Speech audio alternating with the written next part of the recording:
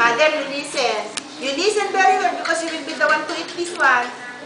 Uy, parang ang English to ah. You tell your mom, ha? Hello, ma? Hello? Hello, ma? Tell that to your mom, okay? Okay. Bless it tomorrow. Teka. From 6 months to, di ba? Pareho naman to.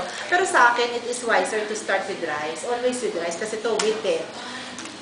May mga bata kasi nagre-react sa wheat. Pero hindi naman marami. Sa practice ko nga, parang isa lang eh. Okay? Ngayon, ang Cerelac rice ganito, you just get mga 3 teaspoons, you mix it with the water or yung milk niya mismo, na tinimpla mo.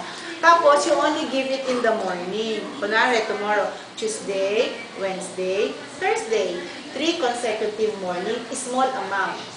No reaction means walang colic, walang vomiting, walang OBM, walang rashes. On the 4th day, you give it twice or 3 times a day. So, start with So, ito, kunwari, itong inumpisahan mo, 1 week na puro ganito. Should you want to start a new food, always start the new food in the morning, 3 consecutive morning ulit.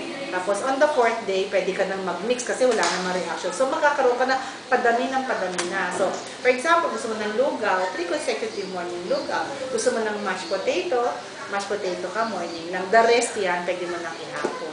Sa mga 6 months to 8 months, 2 to 3 times feeding. Mga 9 months hanggang 11 months, pwede kang mag-4 times feeding. You understand me? You like to eat?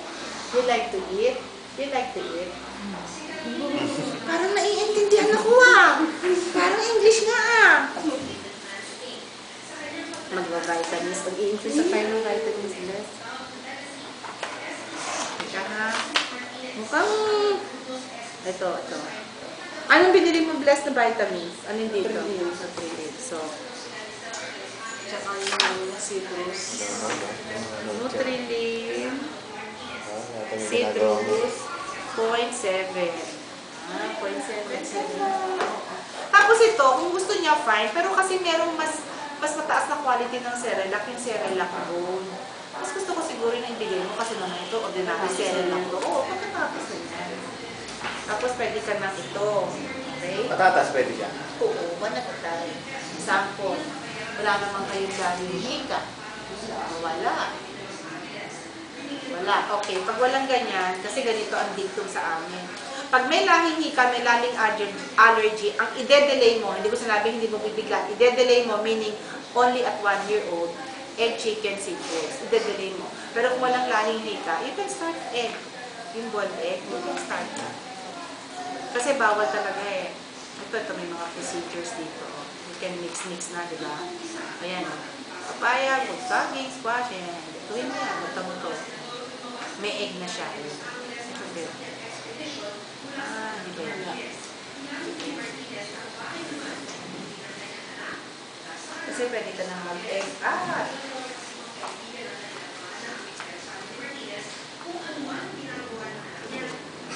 Sabi, hindi mo mga picture, no? Kaya puro pagkain. Oo, magugustuhan niya na ito. Nagmili sa dito, saan?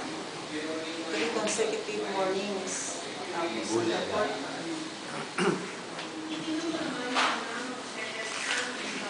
Ito yung mga flights lang. Ito, hindi. Ito, pwede nyo rin siya din sa mga rice. Basta basahin siya. Basta 6 months, slowly lang. Okay, so, pwede ka na mag-Cerelac.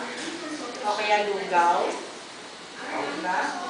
Ang lugaw rice. Batong bata wala naman Cerelac, lugaw lang eh. Cerelac.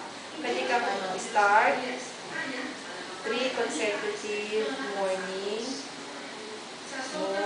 once. Pagka okay, pwede ka na mag-twice a day. 1 food at a time. So, after ng Cerelac kung ito, pwede ka nang mag-mash potato. Sabihin, mash vegetable.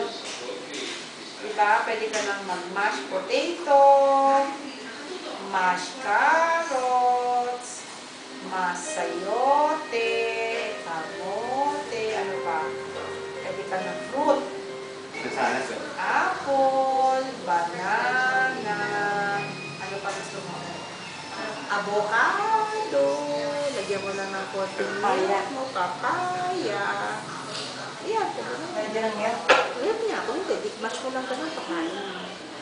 Ang kain niyan 2 to 3 times a day. Initially, twice lang. After 1 month, ganun. Tapos lahat ng vitamins niya, Nutrilin, at saka citrus, 0.7 ml once a day. Tapos magkita lang tayo at least 320 Ayan. You wanna eat? You wanna eat now? Tomorrow you will eat. Tomorrow. Yes, ma'am. Yes? Yes, Doc. Parang naiintindihan naman ako. Wala, English ka talaga. Papalit muna kami.